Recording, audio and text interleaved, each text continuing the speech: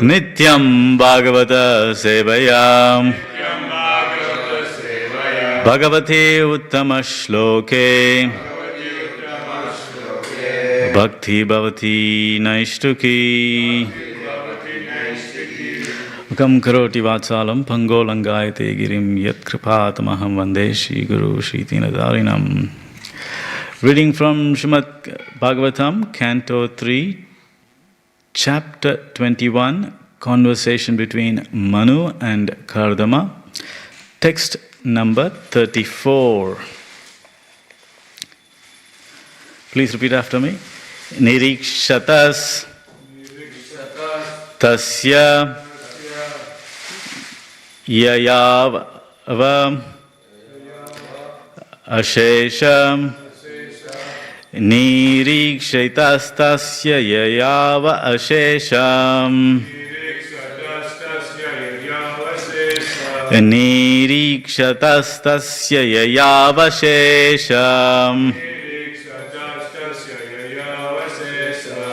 Siddheshvara Arvishtuta Siddha Margaha Siddheshvara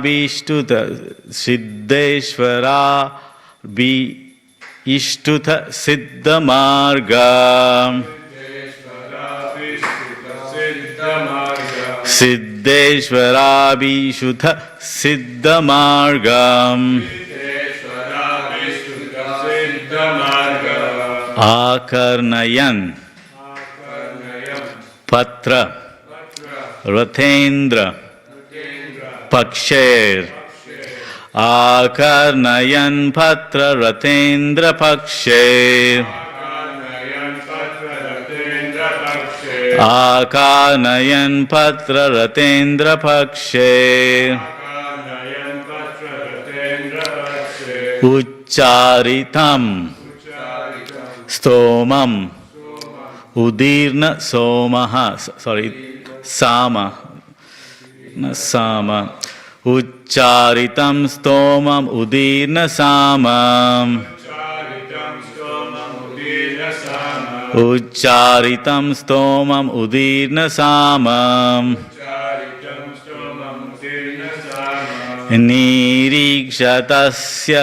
Nirikshatastasya yasav ashesham Siddheshvara Vishuddha Siddha Marga Akarnayan Patra Rathendra Pakshe Ucharitam Stomam Udirna Samaham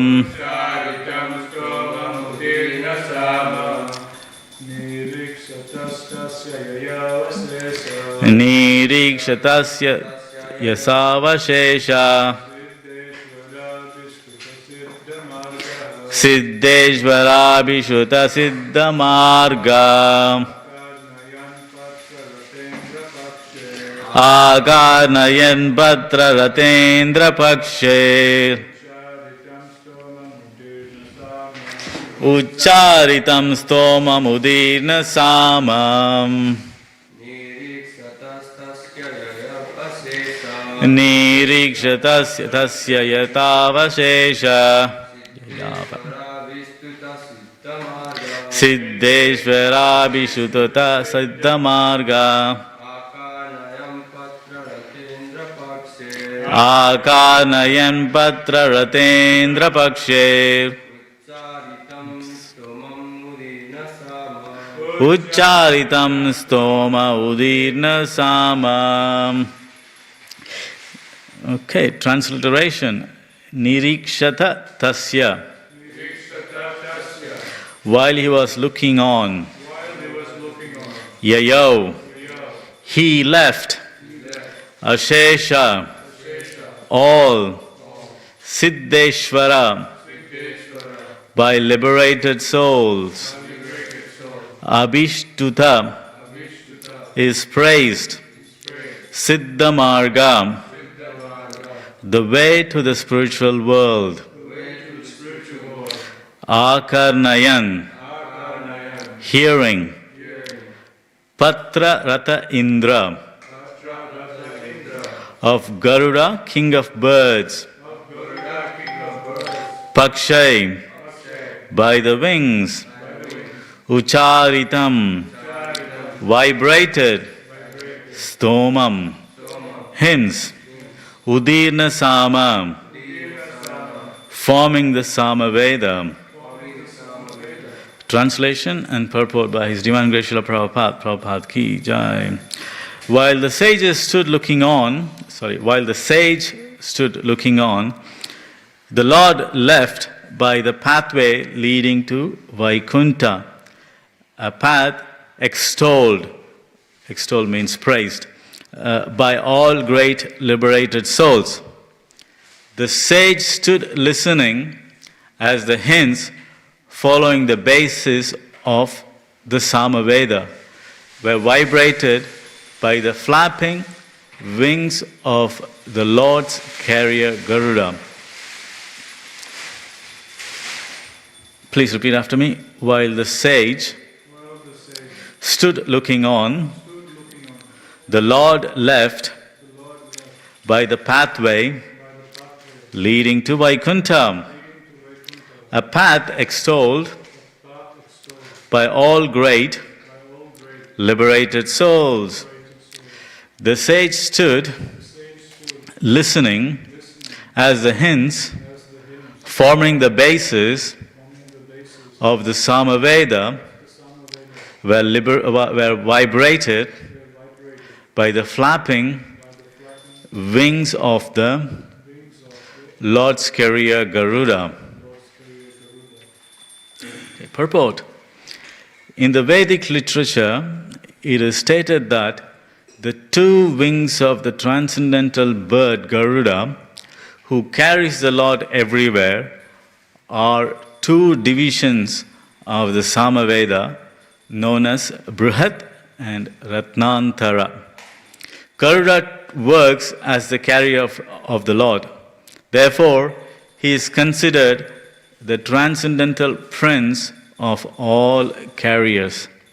With his two wings, Garuda began to vibrate the Samaveda, which is chanted by great sages to pacify the Lord. The Lord is worshipped by Brahma, by Lord Shiva, by Garuda, and other demigods with selected poems. And great sages worship him with the hints of Vedic literatures, such as the Upanishads and the Samaveda. These Samaveda utterance are automatically heard by the devotees when another great devotee of the Lord, Garuda, flaps his wings. It is clearly stated here that the sage Kardama began to look to the path by which the Lord was being carried to Vaikuntha. It is thus confirmed that the Lord descends from his abode, Vaikuntha, in the spiritual sky and is carried by Garuda. The path which leads to Vaikuntha is not worshipped by ordinary class of transcendentalists. Only those who are already liberated from material bondage can become devotees of the Lord. Those who are not liberated from material bondage cannot understand transcendental devotional service. In Bhagavad Gita, it is clearly stated, Yatatam api siddhanam. There are many persons who are trying to attain perfection by striving for liberation from material bondage. And those who are actually liberated are called Brahmabhuta or Siddha. Only the Siddhas or persons liberated from material bondage can become devotees. This is also confirmed in Bhagavad Gita. Anyone who is engaged in Krishna consciousness or devotional service is already liberated from the influence of modes of material nature. Here it is also confirmed that the path of devotional service is worshipped by liberated persons, not the conditioned souls. The conditioned soul cannot understand the devotional service of the Lord. Kardama Muni was a liberated soul who saw the Supreme Lord in person, face to face. There are no doubts that he was liberated, and thus he could see Garuda carrying the Lord on the way to Vaikuntha and hear the flapping of his wings vibrating the sound of Hare Krishna, the essence of the Samaveda. Om Jnanatimirandasya Jnananjana Salakaya Chakshurunmilitam Yena Tasmai Shri Gurave Namaha Shri Chaitanya Manobhishtam Stapitam Yena Bhutale Swayam Rupa Kadamayam Tadati Swapadantikam Vandeham Shri Guru Shuddhapada Kamalam Shri Gurun Vaishnavamscha Shri Rupam Sakrajadam Sagana Raghunathan Vitam Tamsa Jivam Sadvaitam Savadutam Parijana Sahitam Shri Krishna Chaitanya Devam Shri Radha Krishna Padan Sagana Lalita Shri Vishakan Vitam Cha Namo Om Vishnu Padaya Krishna Prashtaya Bhutale Shrimate Bhakti Vedanta Swami Iti Namine Namaste Saraswati Deve Gauravani Pracharine Nivishesha Shunyavadi Pashyatya Teshatarine Vancha Kalpatarubhyasya Kripa Sindhubhyeva Cha Patitanam Pavanepyo Vaishnavebhyo Namo Namah Namo Mahavadanyaya Krishna Prema Pradayate Krishnaya Krishna Chaitanya Namine Gauratise Namaha Hey Krishna Karuna Sindhu Dinabandho Jagatpate Gopesha Gopika Kanta Radha Kanta Namostute Tapta Kanchana Gaurangi Radhe Vrindavaneshwari Vishabhanu Sude Devi Pranamami Hari Priye Jai Shri Krishna Chaitanya Prabhu Nityananda Shri Advaita Gadadhara Shivasadi Gaura Bhakta Vrinda Hare Krishna Krishna Krishna Hare Hare Hare Rama Rama Rama Hare Hare. I was born in the darkness of ignorance. My spiritual master opened my eyes with the torch of knowledge. I offer my respectful obeisances unto him. Tavaivasmi na jivami tavaivina iti vignya devitvam nayamam charanantikam. Hare Krishna everyone. Welcome to this morning's Bhagavatam class. Thanks to Ram Prabhu for giving up his slot so I can speak. While the sage stood looking on, the Lord left the pathway leading to Vaikuntha, a path extolled by all great liberated souls. The sage stood listening as the hymns forming the basis of Samaveda was liberated by the flapping wings of the Lord's courier Garuda.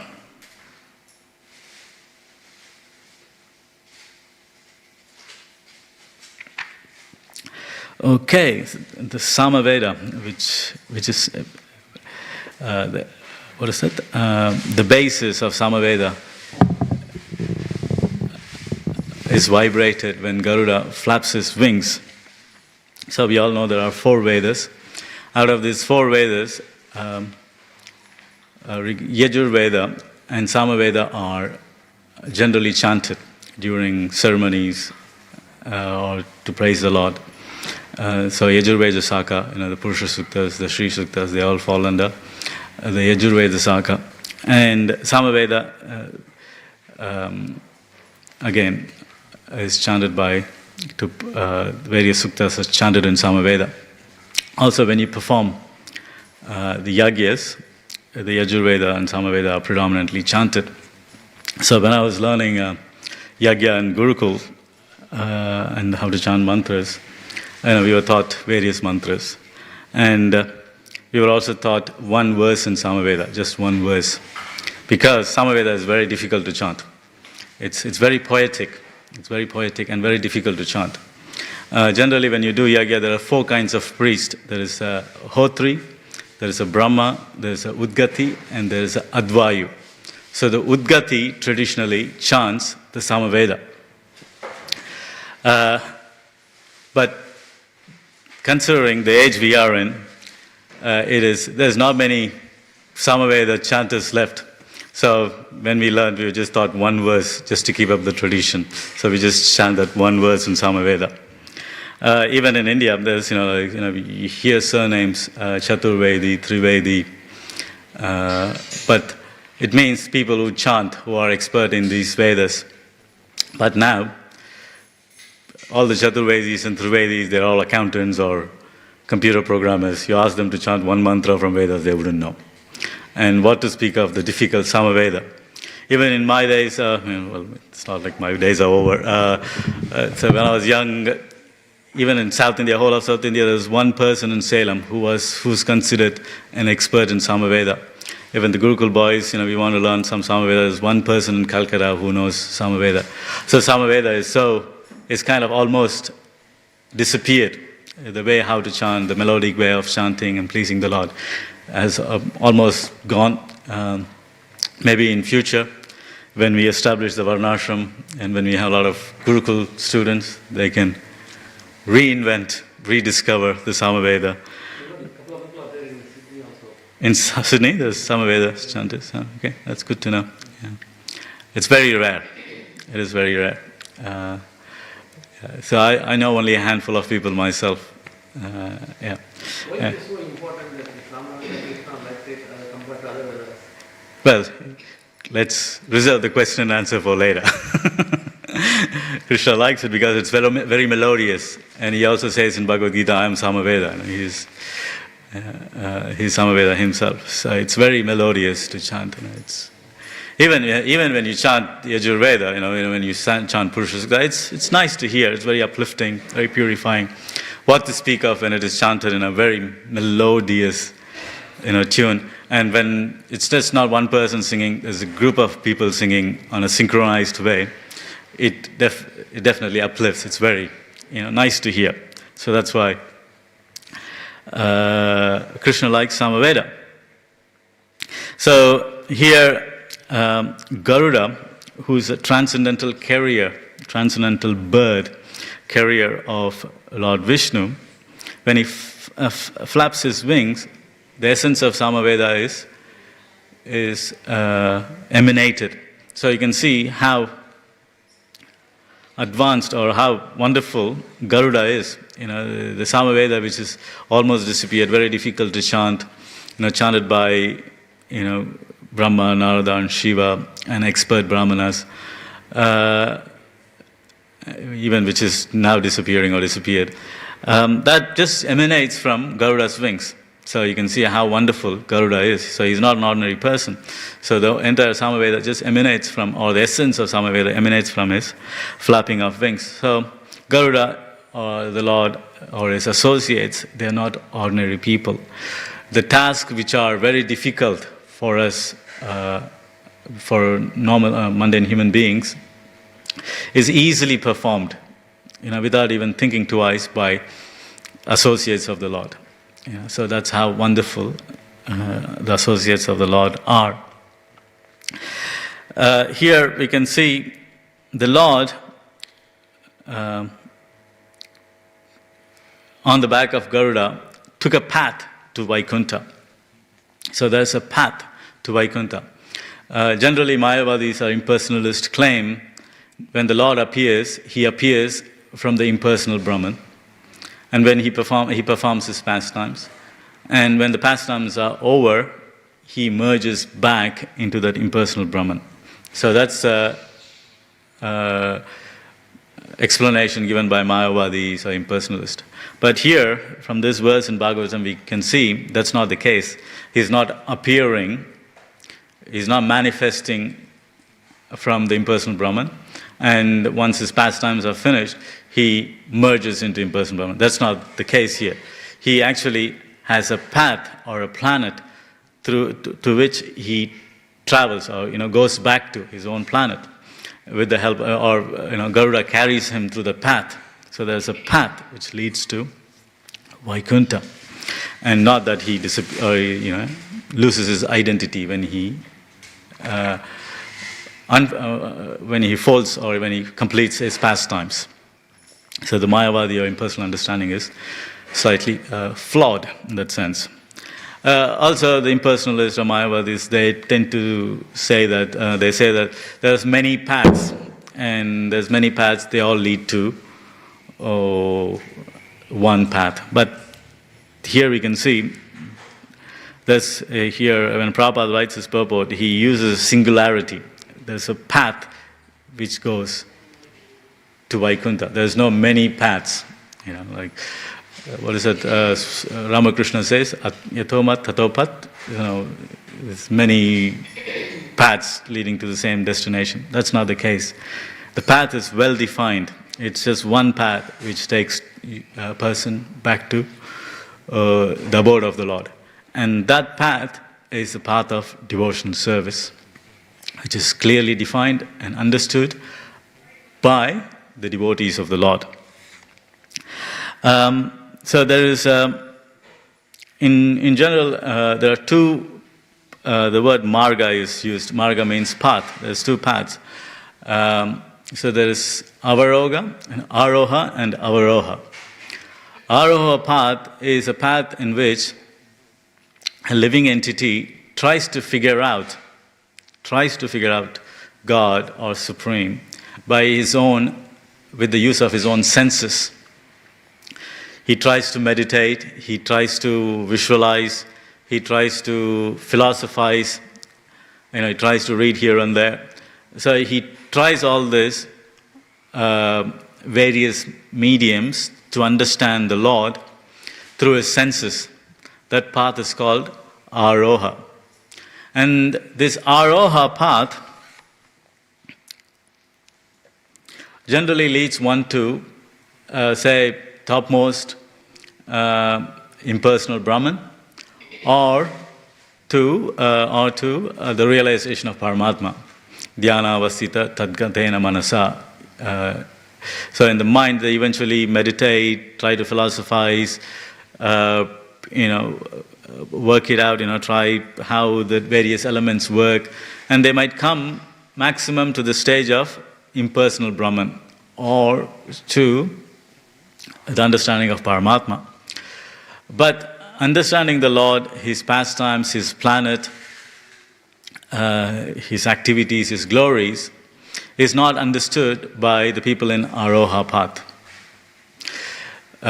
So who can understand this is the people who follow the second path, which is Avaroha. Avaroha means descending. Aroha means ascending.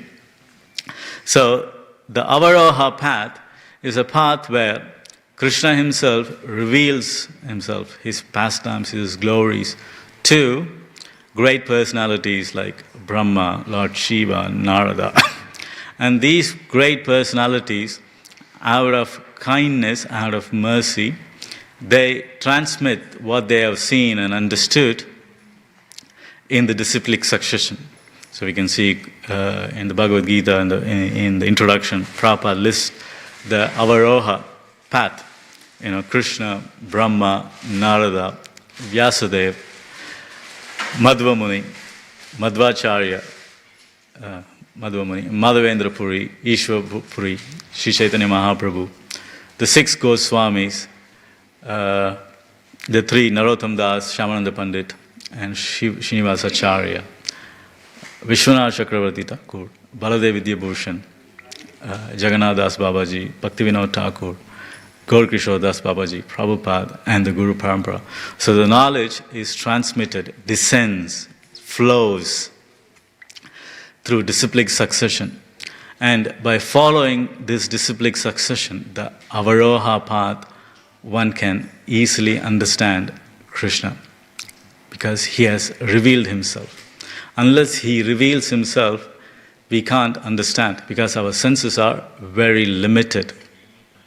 If a teacher doesn't want to teach you, doesn't matter how much you try, you can't understand the subject matter. As soon as the teacher is willing to teach, and the student is willing, immediately it is understood. Doesn't matter how much, say even in a mundane example, you want to go and see the Prime Minister. The Prime Minister just lives a couple of kilometers from here, Kiribati House. I don't know if the new Prime Minister moved in here or not, but that's the general residence of the Prime Minister. Even that's very close. I used to live in Neutral Bay, which is just 500 meters from the Prime Minister's house, Kiribati House. But you can't see the Prime Minister. You can't just knock on the door and say, I want to see him. Yeah. The Prime Minister has to reveal himself. Yeah. He has to be kind enough and come and reveal himself. Unless he reveals himself, you can't see him. So Prime Minister is just a mundane person. And in Kali Yuga, they're not even very intelligent. They're just, very less than ordinary people, not so civilized ordinary people. Even them, we can't see. We need their mercy to see. What to speak of the Lord? Param Brahma, Param Dhamma, he's Adi Purusha, he's endowed with his Gunadhamma, endowed with all good qualities. He's not an ordinary person. So unless he, out of his mercy, reveals himself, there's no way one can see him or understand the path to his abode. So, in Brahma Samhita, it is said, Pantastu koti satavatsara sampragamyo vayo rathabi manaso munipungamanam sopyasya yat prabada simni avichintya tatve govindamadi purusham tamaham bhajami. Pantasti koti satavatsara sampragamyo. Pantas. The path to Vaikuntha is not attained. Pantasta koti sata. Koti means crore and sata means 1,000. So 1,000 crores. Sata varsha means years. 1,000 crores. So I don't know what it crores and 1,000 crores translate to English, millions or billions. So even millions of billions of years, millions and millions of years, sata vatsara years, one cannot attain the path to Goloka by people who are expert in controlling their mind and expert in controlling, in meditating.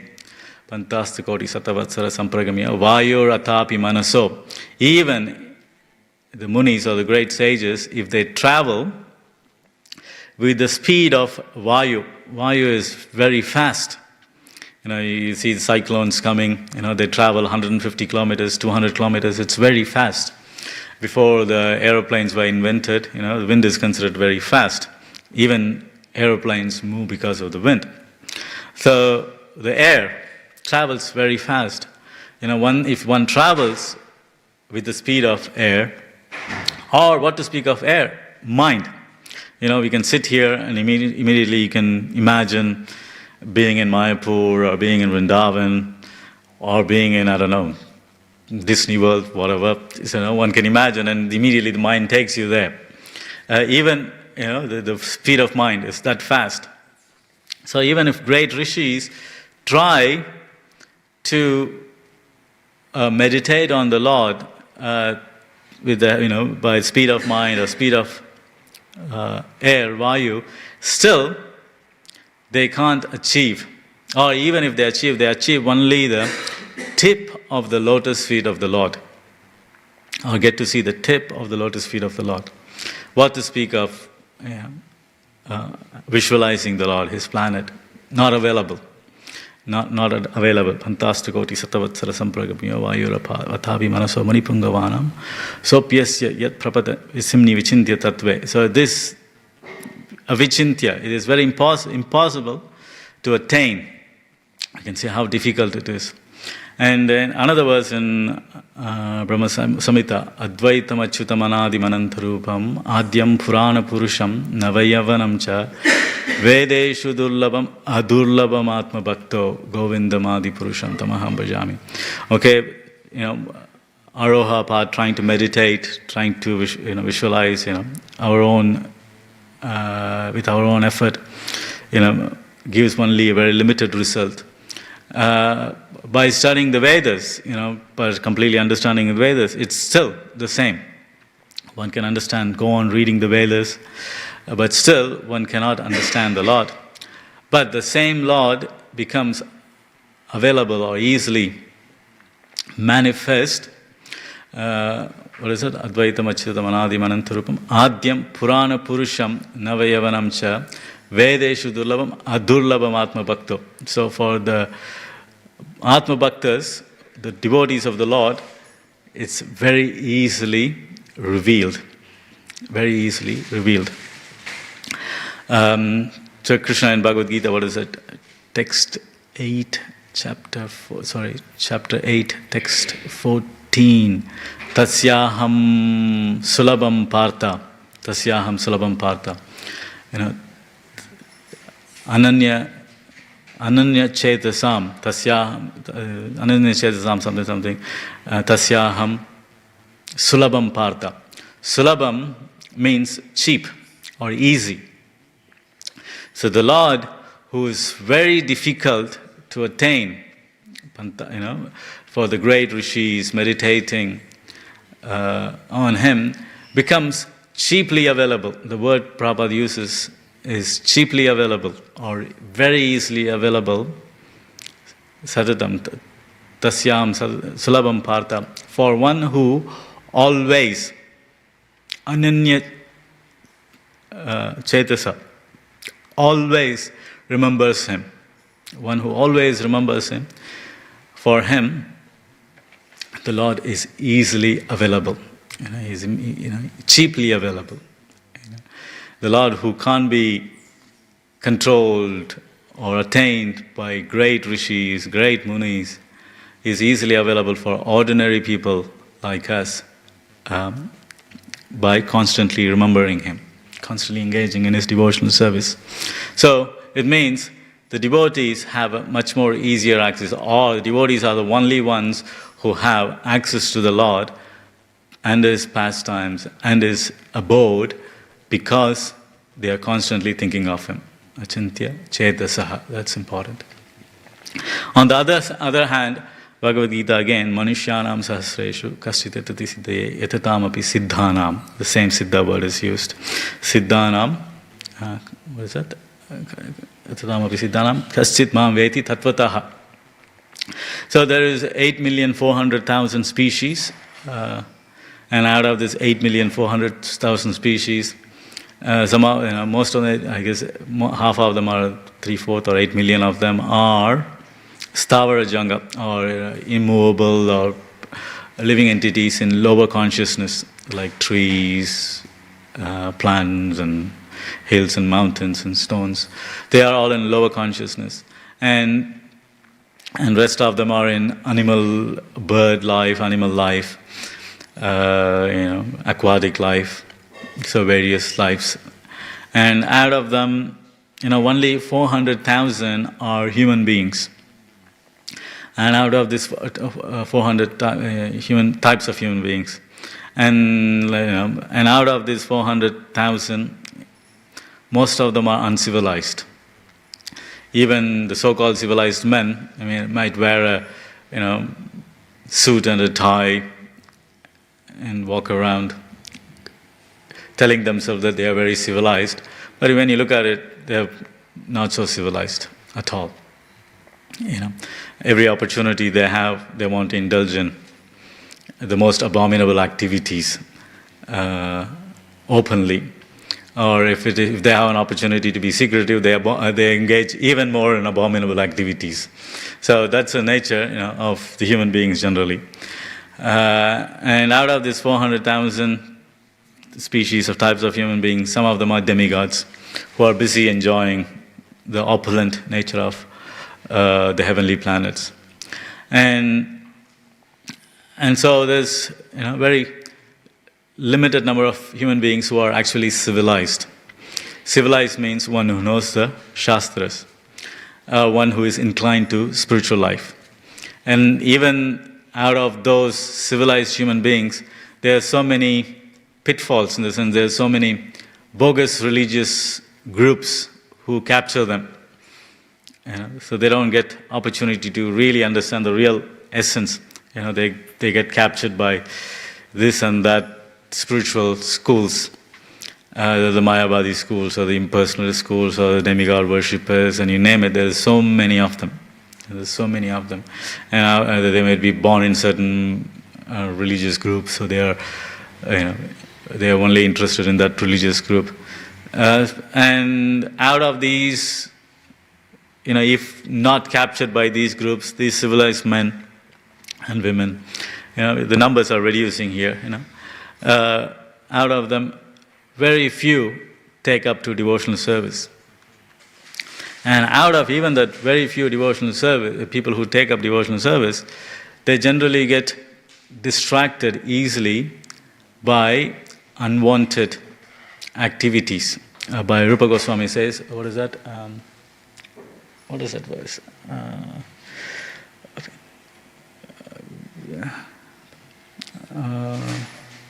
What does the Rupa Goswami verse say?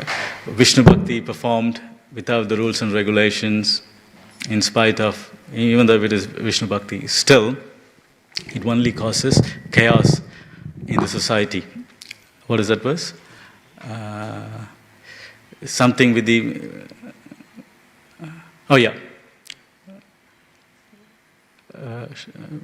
Shastra Vidim Bina, something, Vishnu Bhakti, anyway, I forgot the verse. So, Rupa Goswami says, even Vishnu Bhakti performed without following the rules and regulations, without following the scriptures. If one follows Vishnu Bhakti whimsically, that only causes chaos in the society. So, even people out of, 8,400,000 species of life, out of just 400,000 people, and some or other way they come into devotional service. Even in this devotional service, people tend to get carried away by various isms within Vishnu Bhakti.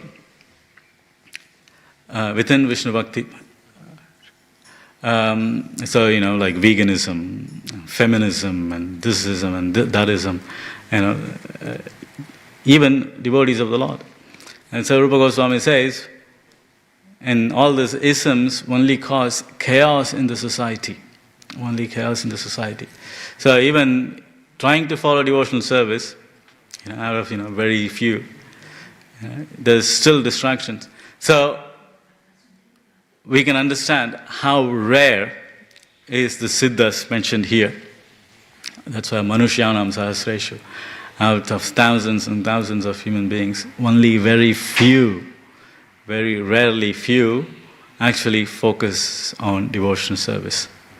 And by focusing on devotional service, without any deviations, by doing that, the path of Goloka is revealed. One might ask, why I need to go to Goloka? Again, Bhagavad Gita, Krishna says, this place is Dukkhalayam Ashashvatam. There is no happiness in this place. It's a place of misery. And one who gets to Param Gatim, in the same verse, Param Gatim, one who attains that Param Gati, the path to Goloka, one doesn't need to come back again to this material world. So he is proofed of the Dukkhalayam, of the miseries of the Dukkhalayam and Ashashvatam. So that's a benefit of one crossing over, or one taking up the path to Krishna.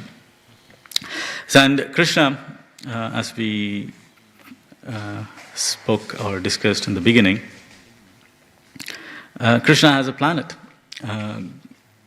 Golokameva nivasati akilatma bhutau.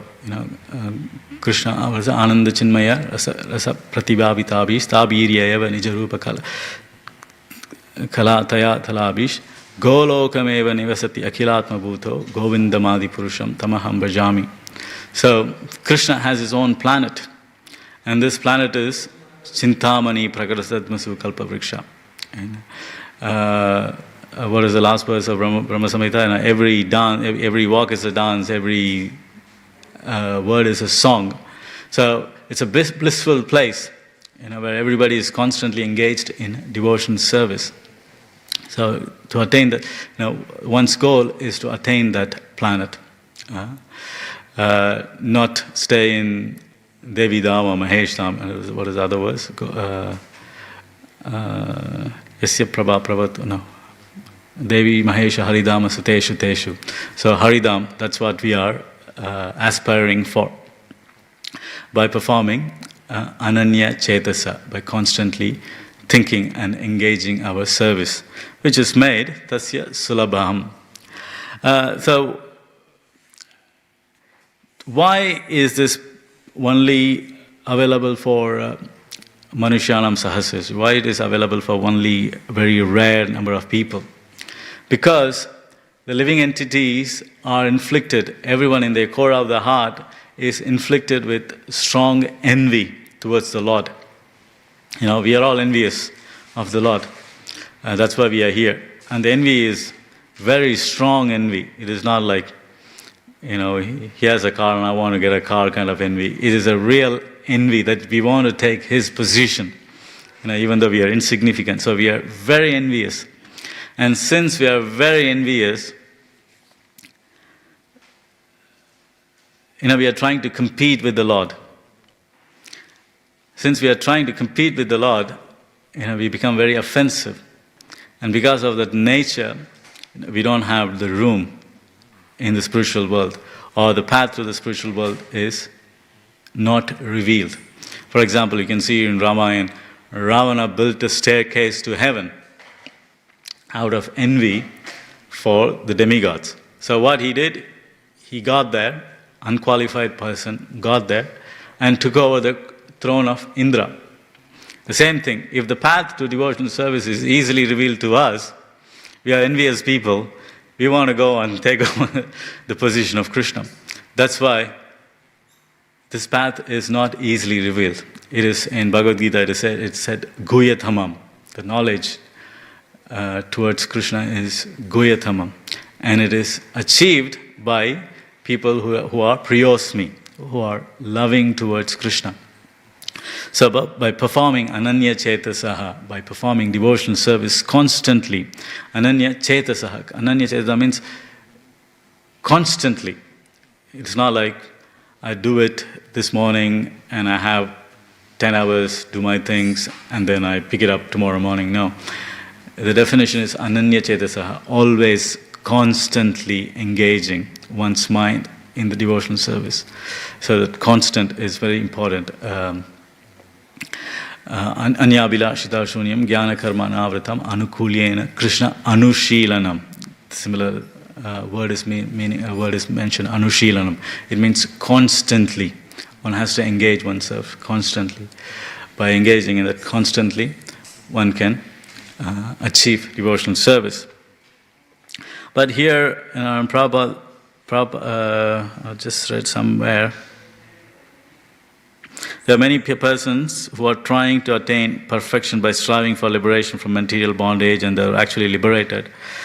Somewhere. Anyway, the process is not easily revealed. It is very difficult to attain. And in the age we are in, we are not very qualified. So, what is the salvation for us? What is the salvation for us? If you look at second chapter, Bhagavad Gita, around verse 60, 61, Krishna says, by fully understanding that you are a spirit soul and the nature of the soul, then you can control your senses. And the next verse he says, by controlling your senses, you will understand yourself as the spirit soul. So it's a bit of a cyclic reference. I need to know that I'm spirit soul in a full extent so that I can control my senses. Then he goes around saying, once you control your senses, then you'll understand your spirit soul. So similarly, the path is very difficult. Nobody can attain. But only by attaining this path, one can become happy. So it's a bit, there's a bit of a stumbling block, or this cyclic reference. How do you bypass it? What's the hope for us? Because we can't control our senses to understand we are Atma. So in a similar context here, the path is very difficult. So and we live in the Kali Yuga, the age of hypocrisy, quarrel, the most abominable age, where even the basic needs for oneself to maintain is very difficult. Even for one to eating, sleeping, defending, and mating. Even animals do it easily, but for human beings, the so-called human beings, the so-called advanced human beings, it's very difficult. Like you go to Woolworths and Coles, the fresh produce is very expensive. It's not cheap anymore. Food become very expensive. So the most of the food we eat are either frozen or packed or canned or grains. There's no more fresh, fruits and vegetables. And even if you get them, they are preserved, stored, put a lot of toxins in them. Even the food, basic thing. Defense, to protect ourselves. The basic thing to protect ourselves is to, own a house. The world we live in, for somebody who finishes uni, gets a job, he can't afford a house. He'll be able to afford a house in his 40s or 50s.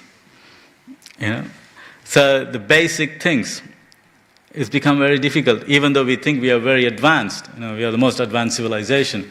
People like us living in Sydney, we think, we live in the first world country, with all the technology and modern amenities and this and that. But hey, you can't even eat fresh food. You can't even buy a house to live in. And sex, is easily available for every other, animals. Here, to get a partner, it's a nightmare. To find a suitable wife or a husband has become a nightmare. Even within devotee circles or outside, it's very difficult. And so you can see the basic things which were easily available in previous ages, or even to animals, have become very difficult for the so-called modern advanced men living in Kali Yuga. So we are all desperately just holding on to just survival. And how can we get introduced to the path which is available only for siddhas? Well, that's where Mahaprabhu comes in. Namo Mahavadanyaya Krishna Prema Pradayate Krishnaya Krishna Chaitanya Namane Gaurati Se Namaha. Namo Mahavadanyaya, the most magnanimous person who is giving away Krishna Sulabham. Tasyaham Sulabham Partha. He is giving away Krishna very easily to people who are completely unqualified, who are completely misfortunate, through the chanting of the Hare Krishna, through the process of chanting the Hare Krishna. So, by the mercy of the Lord, as His incarnation, Mahaprabhu, we have the opportunity to travel in the path which were traversed by the great siddhas who have perfected their senses and their devotion to the Lord, practicing for millions of lifetimes. So, in this opportunity, we are very thankful to Mahaprabhu appearing and giving us an opportunity to understand and travel in the path of the great sages. In that note, I will stop here. If you have any questions, comments, corrections, please do so.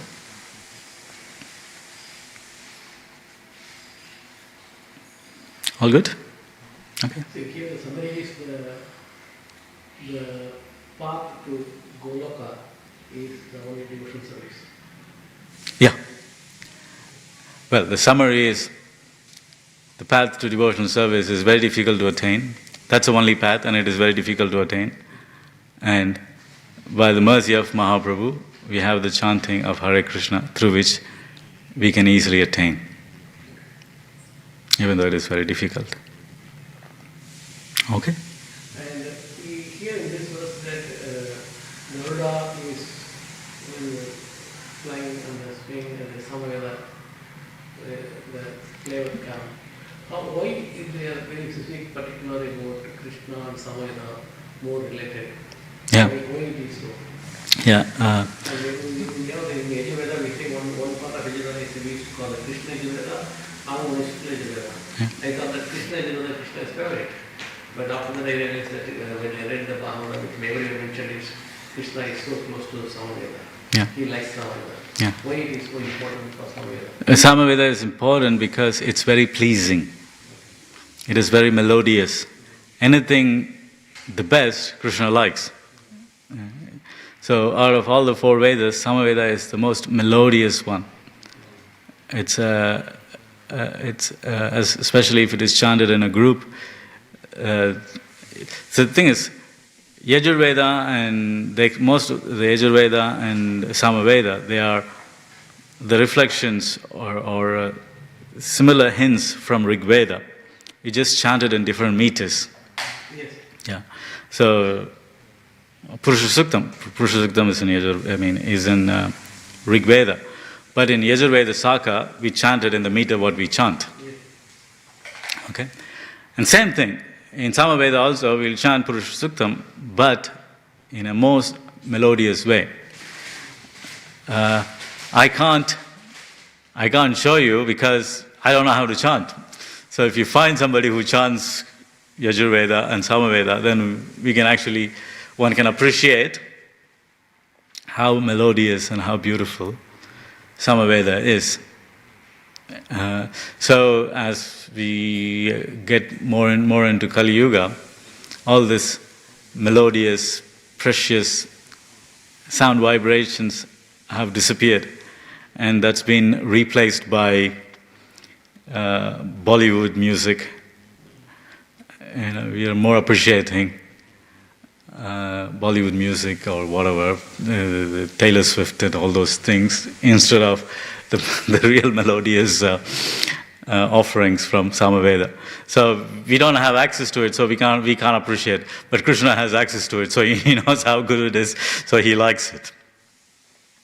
Yeah, it is. Yeah.